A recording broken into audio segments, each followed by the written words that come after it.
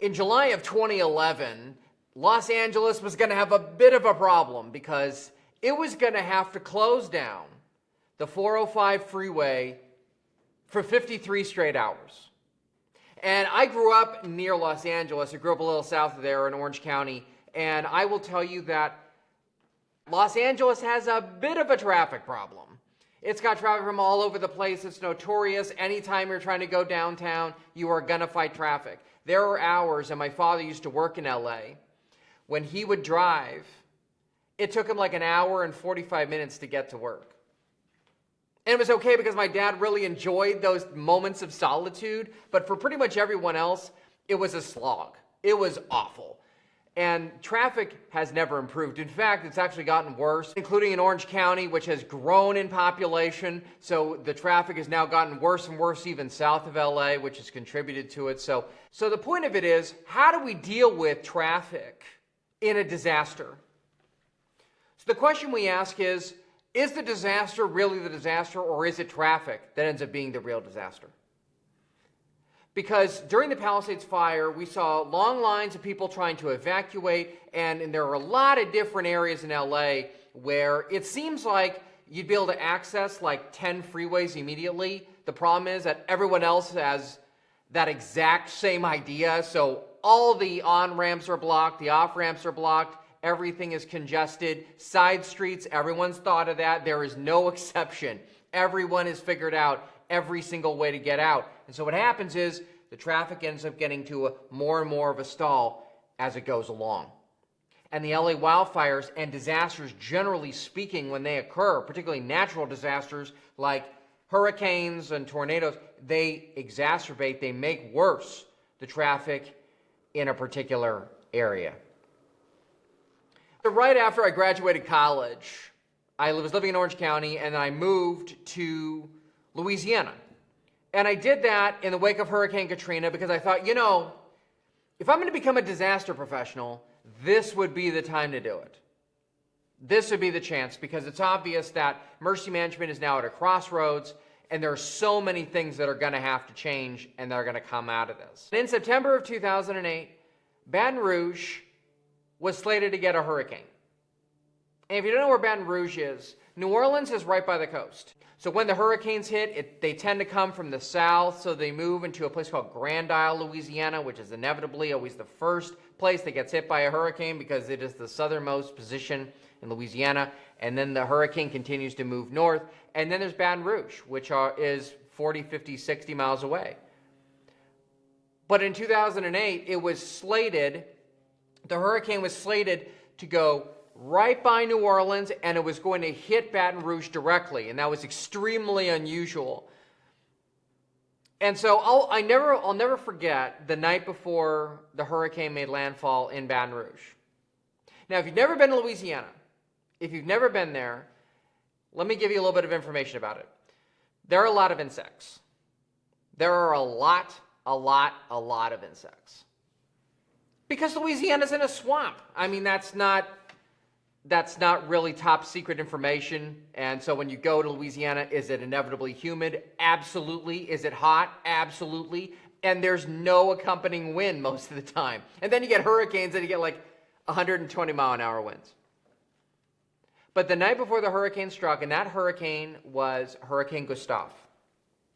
And so the evening before the hurricane made landfall, the evening before the hurricane was slated to strike Baton Rouge, I stepped outside of the place I was living. I was living in a condo, and I happened to step outside, and I was just listening for things. I was just seeing what preparations people were doing, and I noticed something. It was completely silent. Totally silent outside. I'd never seen anything like it before. It was completely and totally quiet. There was nothing else going on, nothing at all. Zero. There were no insects buzzing. There were no mosquitoes around, which that seemed very strange. It was just completely quiet, because there's always, in the evening times, particularly as you get towards summer, when you're in Louisiana, you get this constant buzzing sound right around the time when it's about to get dark. And so there's always this ubiquitous buzzing everywhere you go. But the night before the hurricane, there wasn't anything. It was just completely and totally silent. And it's because it was pretty clear the insects knew when to evacuate. They knew when it was time to leave. They had determined that in advance.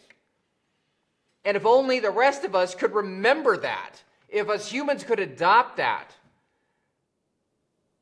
Because so many times when we have a natural catastrophe that's about to strike an area, all of us are like, whoa, we know it's about to happen. We have satellites that are in geostationary orbit.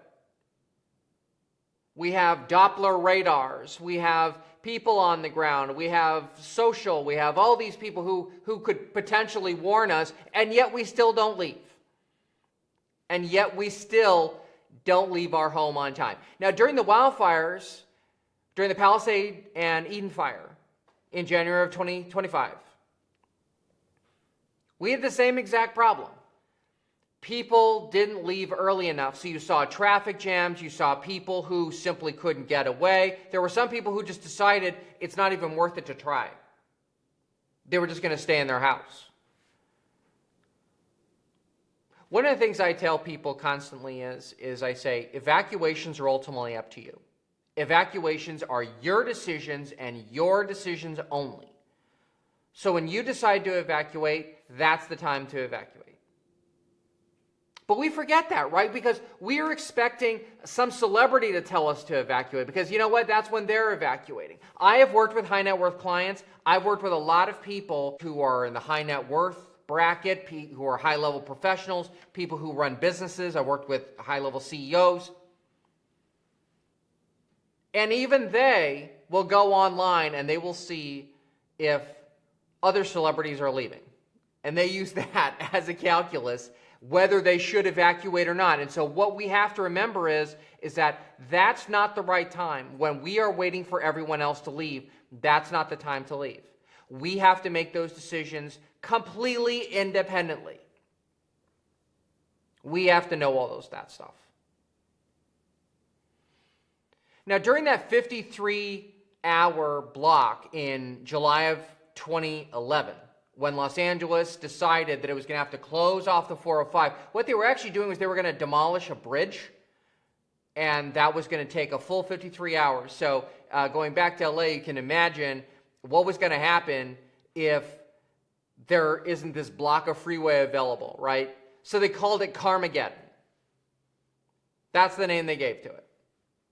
They called it Carmageddon. And they called it Carmageddon because Los Angeles realized that if everybody got on the freeway, if everybody decided it was time to get on the freeway at the same time, it was going to be a complete mess. So this is what LA did. I was watching the news conference. They had a news conference a few days before. They'd been warning people for weeks and months up to this point. But what they decided to do was they were going to have this press conference, and the mayor was there, the mayor was talking, and they had the usual guys in the uniforms and badges next to him, flanking him on both sides. He was telling people how you have to stay off the freeway as much as you possibly can. He was telling people you need to stay away, you need to try to take maybe a vacation out of town, which I thought was interesting. He said you could go up or down the coast, but just don't be in LA because we are anticipating there's going to be a massive traffic jam. Everybody's going to get stuck. And one of the things that happened was he said something interesting that has stuck with me. He said, if you get stuck in this traffic jam, if you decide that you want to get on the freeway, we will come and get you. We will come and snatch you out of your car if necessary to get you out of there. We will rescue you.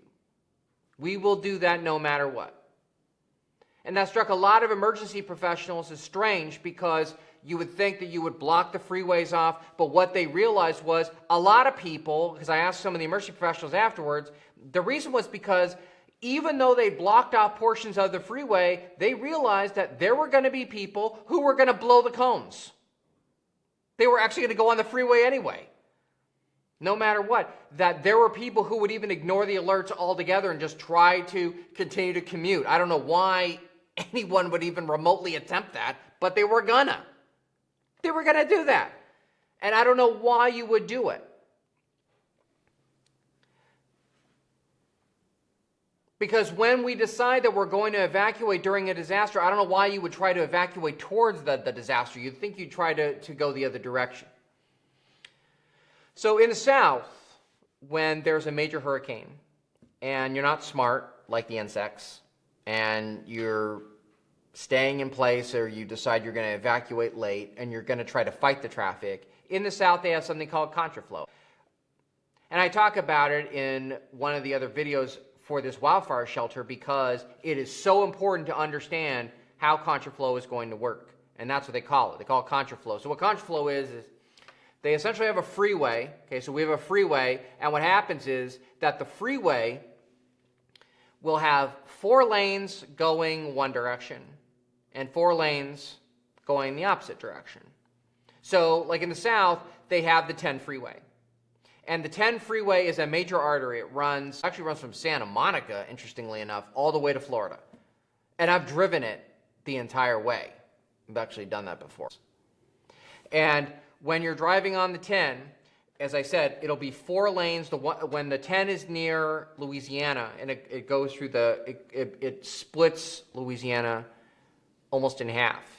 And you take the 10, it goes around New Orleans, and you can drive it the entire way, and there's like 4 lanes one way, 4 lanes the other way because it's really sparse, but there's a lot of people who are essentially driving from like Florida to New Orleans or somewhere in between. So they want to make sure they have enough room there so that it doesn't get clogged up because it is the middle of nowhere. It really is. You'll go on the 10, for example, you get out of Louisiana, and then the 10, you see some towns in Mississippi, and then a little bit, and then there's long stretches when you're driving, you're almost getting to Mobile, Alabama, where it is totally blank. There's nobody around. There's nobody around at all. So here's what they do. So when Florida, say, has a massive hurricane, or when Louisiana does, they will then take that freeway and they will convert both sides into a single direction freeway. So let's say it was in Florida and they had everybody on the freeway, they were trying to get as many people out as possible, what they'll do is that they will convert both of the freeway lanes, so the eastbound lane and the westbound lane will then become westbound lanes. And you'll be able to go into the other direction because they realize that there's going to be so many cars, we're so reliant on cars that that's the only really the way out if you're going to do that, if you're going to evacuate ahead of the hurricane making landfall. And during even instances where you have disasters that are well telegraphed, the hurricanes are well telegraphed. I've even seen them in blizzards before where they've done contraflow, where they literally will take 2 lanes and tell people, go south. Find a way out. But one of the problems is, I hear this all the time from people, when I'm talking to them about evacuations, they go, well, where will I go? I don't know where I'm supposed to go. I have no idea. And so what I turn to them and say is you've got to follow a rule that I've set up. I do this with all my clients. I tell them all the time, you need to have an evacuation location within 1 mile, 10 miles, and 100 miles. The 1, 10, 100 rule. That's what I use with them. And that helps them because it helps them to give an idea of, okay, if there's a disaster that maybe just affects my home, I don't have to drive 80 miles away. I can just drive 1 mile away. Or if there's a disaster where maybe that first location is available, or maybe there's a disaster that sort of impacts the immediate surrounding area, I have another place to go 10 miles away. I can go 10 miles away. And then if you have a massive catastrophic emergency like an earthquake, like a hurricane, like a blizzard, then you have somewhere where you can go that's over 100 miles away. But one of the things we need to do is we need to remember that when we are evaluating evacuation options, that if everyone else is moving in a single direction or we have experience in going a single direction, then maybe we need to find another place to go, another direction. Because what happens is, even when you have contraflow, you still will get massive traffic jams. There is no doubt about it. And they will actually leave open, usually they'll leave the shoulders open. And sometimes they'll even leave a lane open. going towards the emergency because emergency vehicles need to move that direction. In Los Angeles, I can't tell you the number of times I'll be in the hills and there'll be an emergency because I'll be working with a client, and then everyone's trying to take these little roads that sort of funnel to the freeway. Yes, the freeway has plenty of room, but the roads leading up to it have stoplights along the way. And it holds us up, and it prevents us from being able to get out. So when we're evaluating evacuation options, when we think about going one way, maybe toward the freeway, maybe we should find an alternate option that doesn't require the freeway. Maybe we need to find a way to get to a different location than maybe we were initially anticipating, because we realize that the freeway is going to be jammed up, or maybe we live in a location where it's really hard to get there. There's a lot of people on the roads. When we have those situations, then we've got to find maybe an alternate direction. That will impact the decisions that we make of where we go in an evacuation. And that's why when I work with my clients, I'm always talking to them about, can you evacuate to your workplace? Can you do that? A lot of people don't realize that, yes, we actually can evacuate to our workplaces. That absolutely can be done. And evacuating to your workplace can be a really good idea. You have availability there, especially if it's out of the area, the immediate area. You're going to have air conditioning. You're going to have all the amenities. There's even a little kitchenette. I've worked in when I was a consultant, I'd work from office to office to office to office, and I didn't want to eat out all the time. So I used to bring food, and they would always have a little place where I could microwave some things. I could cook a little stuff. It was really easy, ready-made food, and then I could immediately eat it without having tons of calories every single place I would go. And when we evaluate those different options, it gives us a chance to avoid the possible stickiness that comes with trying to evacuate along with everybody else. That's why when I work with my clients, I say we need to evaluate multiple backup options for you. Don't just say, I'm going to go to this hotel. Well, you're going to this hotel, and so are 50,000 other people, and they don't have room for 50,000 people. And then what ends up happening is now you got to turn around. Now we have to go somewhere else, and that creates an even bigger problem for us. So what should we do then? So what should we be thinking about in how we evaluate whether or not we can actually evacuate to our workplace? Well, during 2012, I had a wonderful experience. I got invited to be the National Private Sector Representative to the Federal Emergency Management Agency, FEMA, in Washington, D.C. Now, if I thought traffic was bad in Los Angeles, traffic in Los Angeles, that was kindergarten nonsense compared to what I faced in Washington, D.C. Every morning, the freeways are completely jammed going into the city. And so what I did was I actually took a subway. They actually had a train. I would get on the train, and the train would lead to a subway station. I would get off at the subway station, and then I actually walked to the building I had to go to. I was there for a number of months, so I would do this, but I noticed every day how bad the traffic was. It's incredibly awful.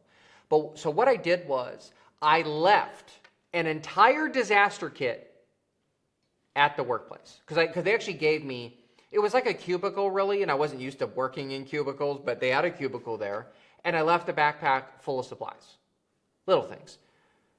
Things that I talk about. If you guys go on my channel and you'll kind of see this, I actually have a 30-day challenge where you can build your disaster backpack from starting on day 1 all the way to day 30. I tell you every single thing to add in there. It's all good. But one of the things I did was, like, I had toothbrushes, I had soaps, I had all kinds of things, whatever I would need if I had to stay there for multiple days. In the fall of 2012, we had a disaster called a Derecho. And if you've never been in a Derecho, Derechos are very strange emergencies. So it was Friday night. I was sitting and just relaxing in my room. I was actually living with a family. There was a family there, and they had an extra room, like their son was off to college or something, and so they had his room available, and they were renting it to me, so there was no problem. So I was staying there. And it was just a Friday night. I can't remember what I was doing. I was relaxing. And Outside, there was just a short breeze, just a few miles per hour, 4 or 5 miles per hour. You don't even notice it.